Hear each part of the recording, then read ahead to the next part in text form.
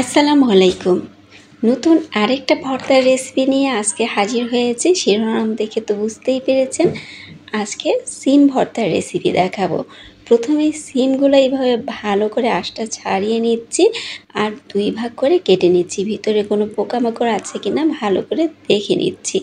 ভিতরে অনেক সময় পোকামাকড় থাকে, সেটা যাতে না থাকে এজন্য ভালোভাবে খুলে কিন্তু আমি দেখে নিচ্ছি। এভাবে সবগুলো আঁশ ছাড়িয়ে নেব। আঁশগুলো ছাড়িয়ে সুন্দর করে ধুয়ে ফ্রাই প্যানে এটা বসিয়ে দেব। আর সাথে কিছু কাঁচামরিচ দিয়ে দিলাম আর কয়েকটা রসুন কোয়া দিয়ে দিলাম, শুকনো মরিচও দিয়েছি। দিয়ে একটু পানি দিয়ে দেব। খুব বেশি সিদ্ধ করতে হবে না, আধা সিদ্ধ করলেই হবে। আমি ওটা চুলায় বসিয়ে দিয়েছি। এদিকে পেঁয়াজ কুচিগুলো কেটে নিচ্ছি। পেঁয়াজগুলো যতটা কুচি করতে পারেন ততটাই ভালো হবে। এভাবে কুচি করে কেটে নিচ্ছি।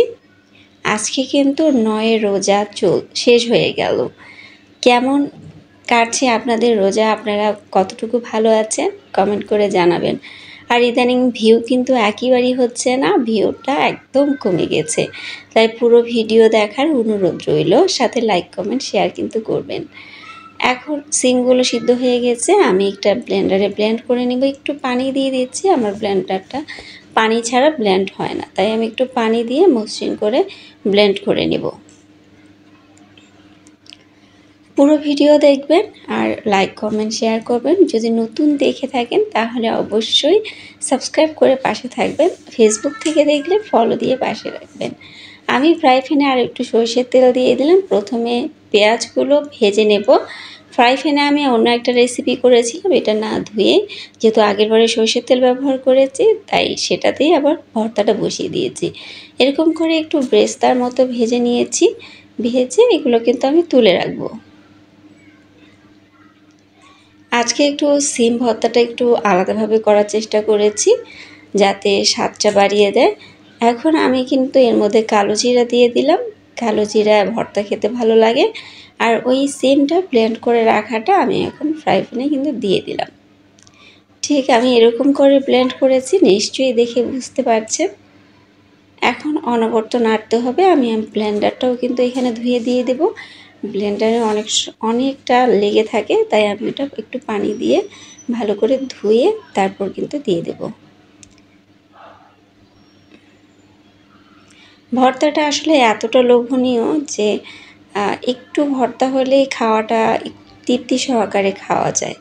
তাই ব্লেন্ডারে যাতে একটুও লেগে না থাকে আমি কিন্তু ভালো করে ধুয়ে দিয়ে দিয়েছি। এখন অনবরত নেড়ে নেওয়ার কাজ।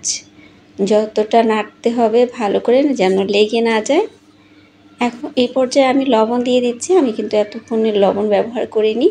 লবণটা সামলাতো দিয়ে দেবেন। আর নামানোর আগে অবশ্যই একবার লবণটা চেক করে নেবেন যে লবণটা ঠিকঠাক আছে কিনা। লবণ বেশি হলেও ভালো লাগে না, আবার কম হলেও কিন্তু ভালো লাগে না। এখন অনবরত নেড়ে আমি কিন্তু এটা শুকিয়ে নেব। ধীরে ধীরে কালারটাও পরিবর্তন হয়ে যাবে। এরকম একটা ভর্তা যদি ঝটপট বানিয়ে নেন, রোজায় কিন্তু আপনার খেতে ভালো লাগবে। আমি এখন ওই যে পেঁয়াজগুলো ভেজে রেখেছিলাম সেই পেঁয়াজগুলো দিয়ে দিচ্ছি। পেঁয়াজগুলো দিয়ে ভালো করে আবার মিক্স করে নেব। ভর্তায় অনেক ইফতারের পরে কিন্তু আর কিছুই খেতে ইচ্ছা করে না। যদি এমন একটা ভর্তা তৈরি করে নেওয়া যায় তাহলে কিন্তু খেতে ভালো লাগবে, আপনার মুখের স্বাদটা বাড়িয়ে দেবে। আবারও অনবরত নেড়ে চেড়ে একদম এটা ভালো করে শুকিয়ে নিতে হবে, একদম ভর্তার মতো। দেখতেই পাচ্ছেন আমারটা কিন্তু এরকম হয়েছে। এখন কিন্তু আমার নামিয়ে নেওয়ার পালা। নামিয়ে নিয়েছি আর পরিবেশনও করে নিয়েছি। কেমন লেগেছে অবশ্যই কমেন্ট করে জানাবেন। ভালো লাগলে লাইক কমেন্ট শেয়ার করবেন। ভালো থাকবেন সবাই। নতুন আরেকটা রেসিপি নিয়ে হাজির হব। আল্লাহ হাফেজ।